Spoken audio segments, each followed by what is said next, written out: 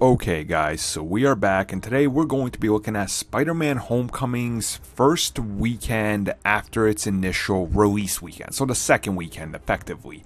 Now what we're looking at here is of course the giant quote-unquote dive it took at the box office, and I'm going to do my best to try to explain to you guys why it is bad, but why it also isn't as bad as you might think it is. So, there's a lot of articles out there. Some are spinning it a certain way, some are spinning it another way, but the core of it is it's good and bad at the same time, and I really hope to explain to you guys how this works. So first and foremost, the first indicator that Spider-Man was never going to be as huge as he once was in box office was with Captain America Civil War. The movie did great, but Spider-Man did not boost those sales a lot, and as a matter of fact, those sales were pretty much going to be the same with or without Spider-Man.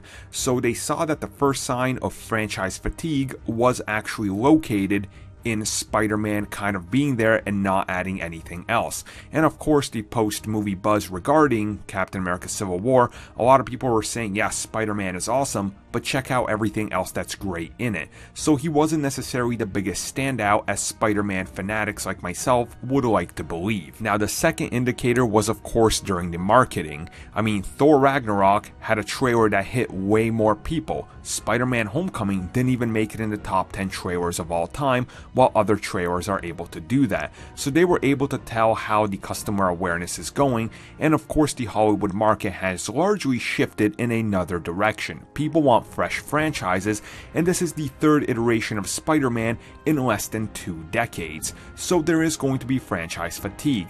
This is something they also saw with films like Batman. You look at Batman v Superman, that had another Batman after coming off a critically successful Batman series. Once again, franchise fatigue has set in with him also. So the fact that Spider-Man opened way larger than what they thought it was going to be opening with is a great indicator that the franchise is very much safe. But it also took the same type of dive that the Amazing Spider-Man 2 and Spider-Man 3 both took in their second weekends. Now of course there is a major difference here.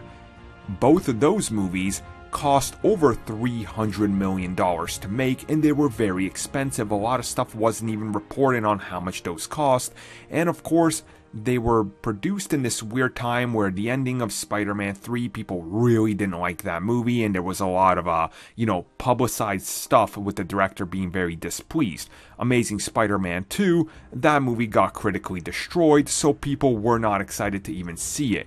Now when we look at Homecoming, you're seeing one of the highest rated Rotten Tomatoes for any comic book movie ever, and not just that, it's also made with that smaller budget. So they're going to make a return and a profit way faster than it would have taken for either of those two movies it's being compared to. And what I really don't like about these websites reporting on the doom and gloom of Spider-Man is the fact that they're leaving out the one thing they know they're leaving out on purpose and they don't want to report on. Let's go all the way to May 5th of 2017. Guardians of the Galaxy Volume 2 comes out.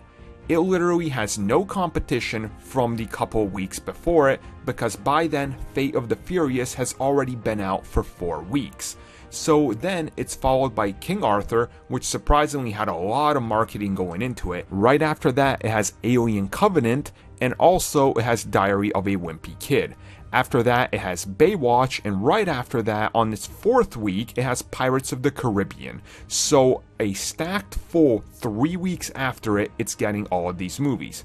5 weeks after it, we get Wonder Woman. Wonder Woman's next competition is literally only The Mummy, and then nothing for another 2 weeks up until Transformers. Both of these movies did not have stiff competition to face going on into their second weekend or even third. We go to Spider-Man Homecoming. Its opening weekend is great, but then it's followed by War of the Planet of the Apes, a critically acclaimed series that everybody has been talking about. Not only that, it also has another comedy movie, and in its second weekend out, it has Dunkirk, which is of course from Chris Nolan. Now, if we go back and even go, let's say, one more step forward, we have Atomic Blonde and the Emoji Movie, which is surprisingly tracking pretty decent. Now, if we look at all three of these giant blockbusters, which one is the one that's actually stacked against the most competition? I'll tell you right now it's not Wonder Woman, and I'll tell you right now it wasn't Guardians of the Galaxy 2. Spider-Man is literally the most stacked one out of all of them, and it also opened in that July 4th weekend. Now remember, July 4th has been typically associated with a Spider-Man movie. Unfortunately, that's kind of also soured people over the last two films not being exactly favorable. But don't let the websites distract you from the actual truth. This movie is already one of the most profitable Spider-Man movies out there, and it's definitely going to be their most profitable. So in the long run, they're actually going to make more money, even if they make less, if that makes any sense.